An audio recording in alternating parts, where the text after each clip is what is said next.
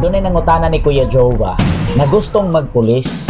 Kung yun sa dan ako pag-survive nga 9 times ko nang apply sa pulis, ay pata nakasulod. Nabagsak sila, usa pa lang kahigayon. Usa lang ang akong tubag. Kung doon na kay pangandoy, doon na kay tinguha, dedicated ka sa imuhang gusto, ayaw pag-surrender hangtod nga di nimo kapot. Be consistent kung unsay imong gihimo karon.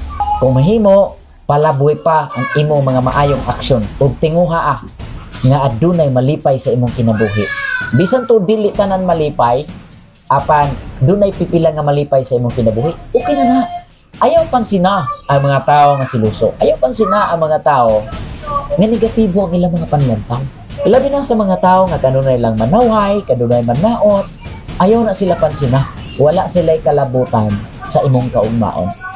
Kay ikaw mismo nga nitan-aw karon ang nasayod sa imong tinuod nga kaugmaon. Kay ikaw mismo ang nasayod sa imong kagustuhan o pangandoy sa kinabuhi. Dili ang ubang mga tao, even imong mga kaigsuunan, dili nato sila mapugos nga mosuporta sa kinabuhi nato nga gusto nato maabtan. Uban na lang ang Ginoo, ayaw pag-surrender hangtod dili nimo mahuptan ang imong gusto maabtan.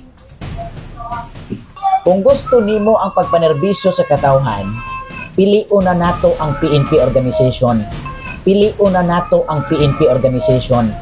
Tungod kay kini ang pinaka-the best nga imong sudlan aron makabot nimo nga maserbisyo sa katawhan o mabuhi sa bang imong pamilya. Piliun na nato ang PNP organization.